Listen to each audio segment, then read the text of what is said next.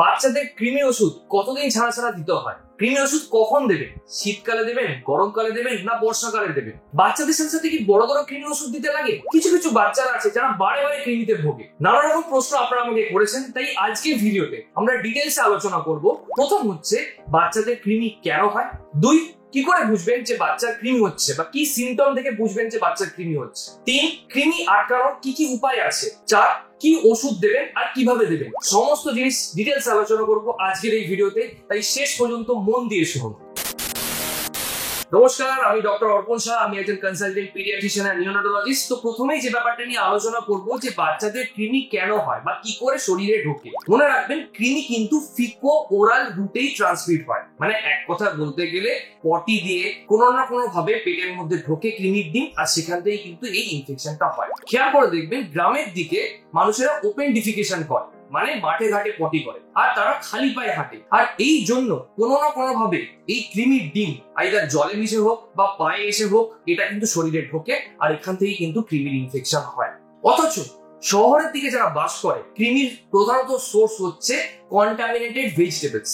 এই contaminated vegetables থেকে কিন্তু কৃমির ডিম আমাদের শরীরে ঢোকে। প্লাস অনেক বাচ্চার অভ্যেস থাকে মাটি খাওয়া বা নোংরা চাটা, সেখান থেকেও কিন্তু কৃমি হতে পারে। আর একটা ইন্টারেস্টিং ফ্যাক্ট কি জানেন, বড়দের থেকে বাচ্চাদের কৃমি হওয়ার সম্ভাবনা কিন্তু অনেক বেশি, কারণ আমাদের স্টমাকের মধ্যে একটা অ্যাসিড থাকে যার নাম হচ্ছে হাইড্রোক্লোরিক অ্যাসিড। এই অ্যাসিড এই কৃমির ডিমকে কিন্তু ধ্বংস করে দিতে পারে। বড়দের এই অ্যাসিডের পরিমাণটা অনেকটা বেশি থাকে, কিন্তু বাচ্চাদের অনেক কম থাকে, তাই বাচ্চাদের কৃমি হওয়ার সম্ভাবনাও বেশি, বা কৃমি অনেক সময় কিন্তু জোরালো হতে পারে। এরপর আসি, কি করে বুঝবেন যে বাচ্চার কৃমি হয়েছে বা কি সিমটম দেখাবে। কিছু আছে স্পেসিফিক সিমটম, যেমন ধরুন পায়খানার রাস্তায় চুল কাটছে বা অ্যানাল ইচিং বা পটি দিয়ে আপনারা দেখতে পাচ্ছেন কৃমি, এটা কিন্তু শিওর সাইন যে বাচ্চার কৃমি আছে। এছাড়া কিছু সেমি স্পেসিফিক আছে, মানে ঘন ঘন ইউরিন করা। ধরুন একটা বাচ্চা দিনের মধ্যে 15-20 বার পেচ্ছাপ করছে, আর 1-2 ঘন্টার মধ্যেই 10-12 বার পেচ্ছাপ করছে, যেটা আগে কখনো করতো না। এটাও কিন্তু একটা কৃমির খুব কমন সিমটম। আর লাস্টলি কিছু নন স্পেসিফিক সিমটম আছে, যেমন ধরুন পেটে ব্যথা বা খাওয়ার ইচ্ছা কমে যাওয়া বা ওয়েট গেইন না হওয়া, কারণ এইগুলো অনেক অন্যান্য রোগও কিন্তু হতে পারে। আর একটা জিনিস যেটা সব বাবা মারা ভুল করে, যে দাঁত কিরমির করা মানে ভাবে কৃমি, এটা কিন্তু কৃমির লক্ষণ নয়। এই নিয়ে একটা ভিডিও অলরেডি করেছি, ফার্স্ট কমেন্ট বা ডেসক্রিপশনের মধ্যে তার লিংক দেওয়া রইল। নেক্সট যে জিনিসটা খুবই ইম্পর্টেন্ট, সেটা হচ্ছে কিভাবে বাচ্চাদের কৃমির হাত থেকে বাঁচাবে বা প্রিভেনশনের কি কি টিপস। এর জন্য আমি 5টা পয়েন্ট দেবো, মন দিয়ে শুনুন। প্রথম হচ্ছে ওপেন ডিফিকেশন বা মাঠে ঘাটে পটি করা কিন্তু চলবে না। 2 নম্বর হচ্ছে হ্যান্ড ওয়াশিং, খাওয়ার আগে তো হাত ধোবেন, প্লাস বাইরে থেকে কখনো কোথাও আসলে কিন্তু অবশ্যই বাচ্চাকে হাত ধোয়ার হ্যাবিট করাবেন। 3 নম্বর হচ্ছে খালি পায়ে কখনোই হাঁটবেন না, বাড়ির বাইরে তো হাঁটবেনই না, চেষ্টা করবেন বাচ্চাদেরকে ছোট বয়স থেকে বাড়ির মধ্যেও কিন্তু চটি পরার অভ্যেস করাতে। 4 যখন সবজি কিনে নিয়ে আসছেন, ভালো করে ওটাকে ধোবেন আর ভালো করে রান্না করবেন, যাতে কৃমির ডিম যদি থাকেও সেটা কিন্তু মরে যায়। আর 5 বাচ্চাদের কিন্তু নখ রেগুলার বেসিসে কাটবেন, সপ্তাহে অন্তত 1 বার, তাহলে এইখান থেকে কিন্তু কৃমির ডিমগুলো কিন্তু বাচ্চার খাবারের মধ্যে চলে আসতে পারে বা খাওয়ার সময় চলে আসতে পারে।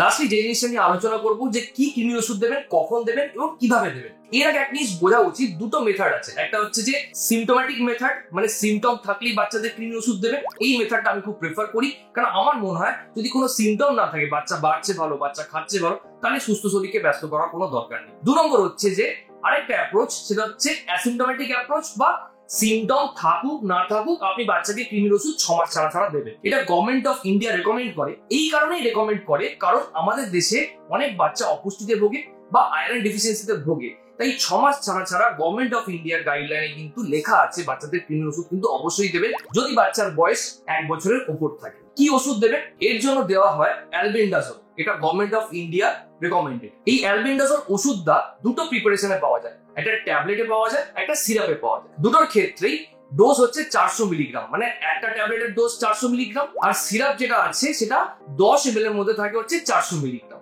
1 থেকে 2 বছরের বাচ্চাদের কিন্তু হাফ ডোজ দিতে হয়, আর 2 বছর উপরে বাচ্চাদের কিন্তু ফুল ডোজ দিতে হয়। তার মানে যদি আপনার বাচ্চার বয়স 1 থেকে 2 বছর হয়, তাহলে আইদার আপনি হাফ ট্যাবলেট জলে গুলে খাওয়াতে পারেন বা হাফ শিশি খাওয়াতে পারেন। এই যে প্রথম ডোজ দিলেন, তারপরে সেকেন্ড ডোজটা দিতে হয় 2 সপ্তাহ পরে, আর এই সেম জিনিসটা 6 মাস ছাড়া ছাড়া রিপিট করতে হয়। সিমিলারলি যদি বাচ্চার বয়স যদি 2 বছরের উপরে হয়, তাহলে আপনি বাচ্চাকে গোটা ট্যাবলেট দেবেন, আর গোটা 10 ml এর যে শিশিটা আছে পুরোটা খাওয়াবেন, আর সেম জিনিস 2 সপ্তাহ পরে রিপিট করবেন, আর 6 মাস ছাড়া ছাড়া সেম প্রসিডিউর কিন্তু রিপিট করতে হবে।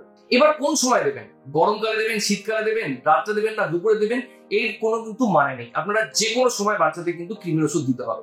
বড়দের কি কৃমির ওষুধ দিতে লাগে? কোনো গাইডলাইন নেই যে বড়দেরকে দিতেই হবে। যদি ফ্যামিলিতে কারো কৃমি থাকে বা কোনো বাচ্চার যদি দেখি যে বারে বারে কৃমিতে ভুগছে, তখন বড়দেরকে দেওয়ারও প্রয়োজন পড়ে। আরেকটা জিনিস, কখন কৃমির ওষুধ দেওয়া যায় না, যদি বাচ্চা কৃমির জন্য প্রচন্ড পেটে ব্যথা হচ্ছে বা ডায়রিয়া হচ্ছে, ওই সময় কিন্তু কৃমির ওষুধ না দেওয়াই ভালো। কারণ ওই সময় কৃমির ওষুধ দিলে পেটে ব্যথা বা ডায়রিয়ার চান্সেস কিন্তু অনেকটা বেড়ে যায়। তার মানে যখন বাচ্চা সুস্থ স্বাভাবিক আছে, তখনই কিন্তু কৃমির ওষুধ আপনারা দেবেন। ভিডিওটা ভালো লাগে প্রত্যেক বাবা মার সাথে শেয়ার করুন, আর চ্যানেলে যদি নতুন হয় তাহলে সাবস্ক্রাইব করতে ভুলবেন না, আর অবশ্যই কিন্তু বেল আইকনটা কিন্তু ক্লিক করবেন।